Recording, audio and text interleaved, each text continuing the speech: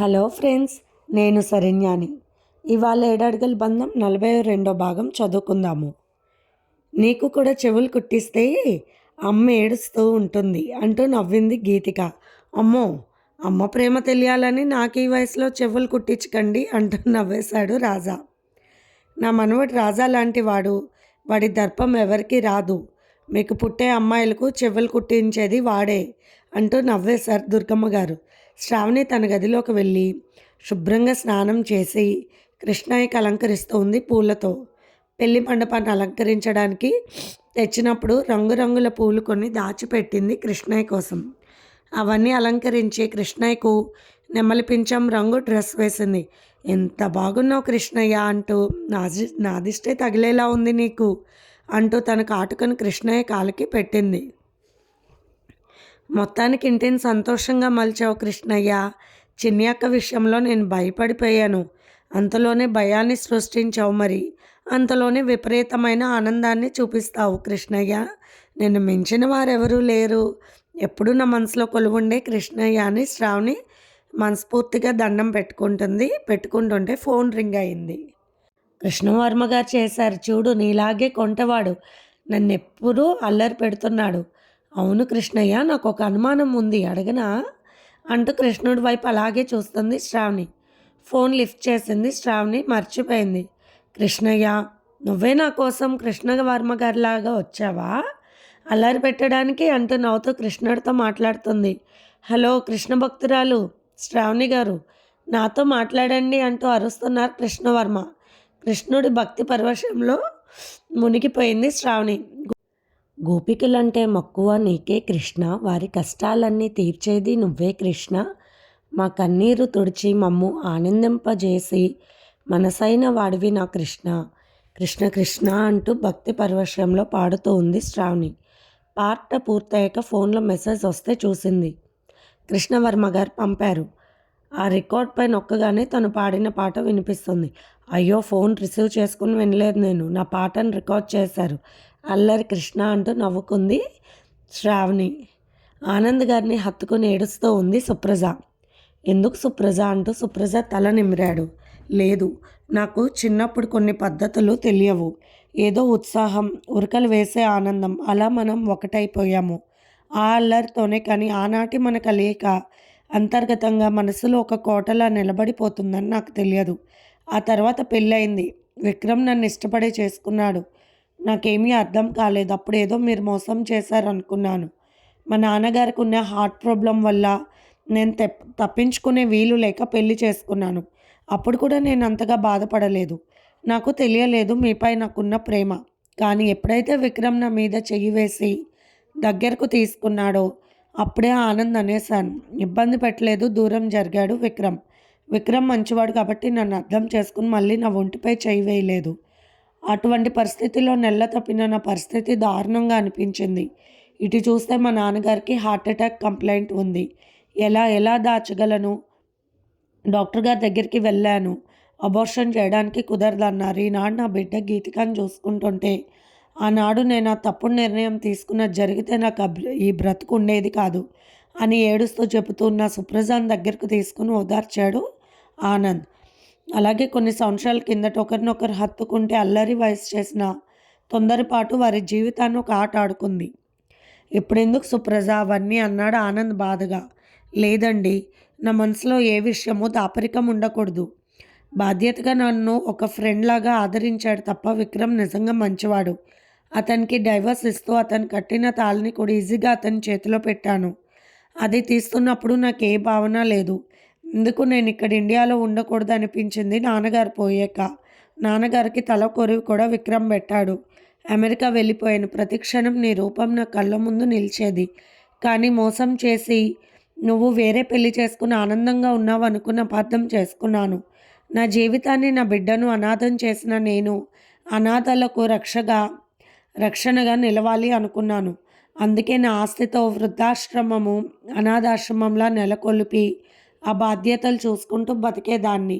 ఆనంద్, మీకు తెలుసా, అమెరికాలో చాలామంది తల్లిదండ్రులు ఒంటరిగా మిగిలారు. ఇండియాలో వాళ్ళలాగా పిల్లల కోసం వారిని ఇండియా నుండి తీసుకెళ్లిన వారి బిడ్డలు వారి బిడ్డలు స్కూల్కి వెళ్ళి అన్నీ తెలుసుకుని వయసు రాగానే తల్లిదండ్రులను వదిలేశారు కొందరు. వారంతా అక్కడ ఒక అనాథలకు ఉండే చిన్న కాటేజ్‌లో ఉండేవాళ్ళు. ఎందుకు నా దేశం వాళ్ళు ఇలా బాధలు పడుతున్నారని అప్పుడు ప్రేమ కలిగింది. ఇక నేను చేయాల్సిన కార్యక్రమం అది అని అర్థమయ్యింది. అక్కడ చిన్న వయసులోనే తప్పులు చేసే బిడ్డలను కని పారేస్తూ ఉంటారు. విచ్చలవిడితనం ఎక్కువే పిల్లలలో. అస్సలు వాళ్ళ సంతానం కలగకుండా జాగ్రత్త తీసుకుంటారు. 12 ఏళ్ల వయసు నుండే వారి యొక్క బిహేవియర్ చూస్తే చాలా ఆశ్చర్యంగా ఉంటుంది. అక్కడ కొందరు మన తెలుగు వాళ్ళు కూడా ఆ గతి పడుతున్నారు విదేశీ కల్చర్‌తో. అక్కడి వాళ్ళు మన సాంప్రదాయాన్ని కూడా నేర్చుకుంటున్నారు కొందరు. 2, 3 పిల్లలను చూశాను నేను. బాబాయ్, పిన్ని, దేవానాథ్ ఎక్కువగా నాతో మాట్లాడతారు. దేవాకి నేనంటే ప్రాణం. అన్నయ్య వాళ్ళ పెద్ద కొడుకు ఫ్యామిలీ కూడా అమెరికాలోనే ఉన్నారు. వాళ్ళిద్దరూ డాక్టర్లు, బాగా సంపాదిస్తున్నారు. ఎందుకో ఎవరి దగ్గరికి వెళ్ళినా మనశ్శాంతిగా ఉండేది కాదు. అనాథాల దగ్గరే నాకు మనశ్శాంతిగా ఉండేది. వారు నాలాగే అనిపించేదని తన మనసులో మాటలు చెప్పింది సుప్రజ కళ్ళనీళ్ళు పెట్టుకుంటూ. దేవుడు విచిత్రంగా కలిపాడిప్పుడు. ఒకరినొకరు చూసుకుంటున్నారు ఆనంద్, సుప్రజ. ఒకనాడు ఉన్న వయసులో ఉన్న హుషారు లేదు వారిలో ఇప్పుడు. ఒకరికొకరు తోడుగా ఉండవచ్చు అన్నంత ఆనందంలో మాత్రం ఉన్నారు. ఆనంద్ పైకి లేచి, ఇప్పుడు నీ మీద చెయ్యి వేస్తుంది నీ ఆనంద్. ఈ పసుపు తాడు నీ మెడలో కట్టిన నీ వాడు. నాకు పర్మిషన్ ఉందా అంటూ నవ్వాడు ఆనంద్. ఆనందంతో హత్తుకుపోయింది సుప్రజ. వారి ప్రేమ కలయికలో జలపాతాల హోరు లేదు. సరస్సు వంటి చక్కటి సున్నితమైన నిలకడ ఉంది వారి ప్రేమలో. ఒకరి చేతులు ఒకరిని అతి సున్నితంగా తడుముతున్నాయి.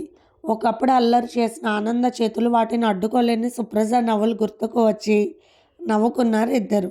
మోడు బారిన చెట్టు చూపులకు అలా ఉన్నా కూడా చక్కటి వర్షపు చినుకులు పడగానే చిగురులు మొదలు పెడతాయి. అలా ఇప్పుడు ఆనంద చేతులు సుప్రజ శరీరంలోని ప్రతి అణువును తడుముతున్నాయి ప్రేమతో. అతని కళ్ళల్లోని ఆ ప్రేమ కన్నీరు రూపంగా చూసి మైమర్చిన ఆనందంతో కళ్ళనీళ్లతో తన్మయమైంది సుప్రజ. వరుణదేవుడి కరుణ కోసం పచ్చదనాన్ని కోల్పోతున్న చెట్లు వేచి ఉన్నట్లు ఆమె దేహంలో ప్రతి అణువు ఆనంద స్పర్శ కోసం అలమటించిపోతుంది. చేతివేలు చేసే అద్భుతాలు ఎన్నెన్నో అందమైన సంగీతాన్ని విన్నుసొంపుగా విందుగా ఇస్తాయి. అందాల ప్రకృతిని చిత్రిస్తాయి. రాతి బొమ్మను సైతం సజీవమైన శిల్పా సుందరిలా చెక్కగలవు నేర్పు కలిగిన చేతివేలు. అలా ఆనంద్ చేతివేలు అందమైన సౌందర్య రాశి అయిన మలి వయసుకు మల్లుతున్న సుప్రజ శరీరాన్ని అలవోకగా స్పర్శిస్తూ ఉంటే ఆమెలోని ప్రతి అణువు కూడా అతిన్నతో కలిసిపోవాలనుకునేలా చల్లిస్తున్నాయి. మధువు దాగిన పెదవుల్లో మత్తైన మధువు కొత్తగా పొంగుతుంది. ఆనాటి అద్భుతమైన వారి తొలి కలయిక ఇచ్చిన ఆనందాన్ని మనసులో ఒక్కసారి తలుచుకున్న ఆనంద్ మన్మధుడు దాగిన మత్తైన తన ఊహలతో మధువులు దాచిన సుప్రజ శరీరాన్ని తన పెదవులతో తడుముతున్నాడు. తొలిసారి ఆ కలయికలోని ఆనందం కావాలని అప్పుడు మళ్ళీ మళ్ళీ కలిసిన ఆనాటి కలయికలను గుర్తు చేసుకుంటూ మత్తుగా ఒరిగిపోయింది సుప్రజ. మనసును శరీరాన్ని ఒకేసారి మేల్కొల్పిన మన్మధునిలా మధువులు ఒలుకుతున్న ఆమెలో ఆనందంగా కలిసిపోయాడు ఆనంద్. ఆనాటి కలయిక ఉత్సాహాల ఉత్సవంలా ఉంది. ఈనాటి కలయిక మధురమైన జీవిత సహచరుడితో హాయిగా నడిచే సుఖమైన దారిలా ఉంది. ఆనంద్ తనలోని భావాలను, తనలోని ఆశలను, కోరికలను అన్నీ కూడా అణగదొక్కడానికి ఒక రకమైన సాత్విక ఆహారానికి అలవాటు పడిపోయాడు. ఈనాటి అతనిలోని ఉత్సాహం కొత్త కొత్త రుచులను ఆస్వాదించాలని మత్తుగా మైమర్పుగా భార్య వైపు చూశాడు. తొలి కలయికలో ఆనాడు లేని సిగ్గు ఈనాడు ఆమె కళ్ళల్లో కనిపించింది. ఆ సిగ్గులు చూసిన మగనిలో దాగిన మన్మధుడు ఊరుకోడు మరి. కోరుకుంటాడా చెల్లి సన్నిధిని. మరుసటి రోజు ఉదయాన్నే లేచి చక్కటి ఒక గృహిణిలా సుప్రజ వెంకటేశ్వర స్వామి ముందు పూజ చేసి సుప్రభాతాన్ని ఆలపిస్తుంది. ఆ సుప్రభాతంతో అగ్రవత్తుల సువాసనతో మెలకు వచ్చిన ఆనంద నవ్వుకున్నాడు. ఒంటరిగా పడుకుని లేవాలా వద్దా అనుకుని అతని మనసు ఒక్కసారి ఉత్సాహంతో పైకి లేచింది. ప్రతిరోజు తను అక్కడ చెరువులో కాసేపు స్విమ్మింగ్ చేస్తాడు. తన భార్యను కూడా అక్కడికి తీసుకువెళ్ళాడు.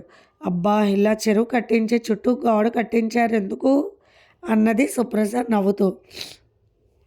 బ్రహ్మచారిగా ఏదో స్విమ్మింగ్ పూల్ ఆసనాలు చేసేవాడిని, ఇప్పుడు నీతో సరిగంగ స్నానాలు చేయాలనుంది అంటూ ఆ చెరువులో వారిద్దరూ కాసేపు స్నానాలు చేశారు ఆనందంగా.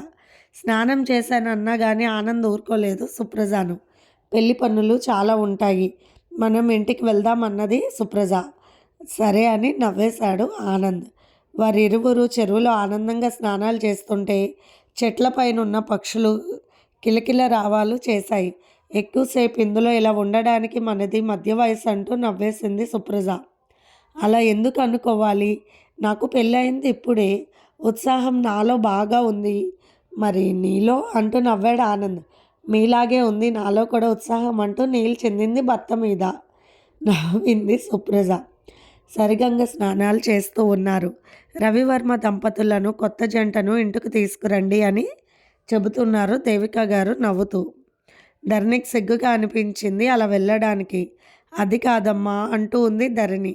అమ్మా, అక్క నేను గీతిక అక్క చీర మీద కుందన్స్ అంటిస్తున్నాము. చాలా ఫాస్ట్గా జరిగిపోవాలి వర్క్ అన్నది శ్రావణి నవ్వుతూ ధరణి ముఖంలోని ఇబ్బందిని చూసి. మీరెవరు వద్దులే, కొత్త జంటను నేను కృష్ణవర్మ వెళ్ళి తీసుకొస్తామని నవ్వుతూ చెప్పాడు రవివర్మ.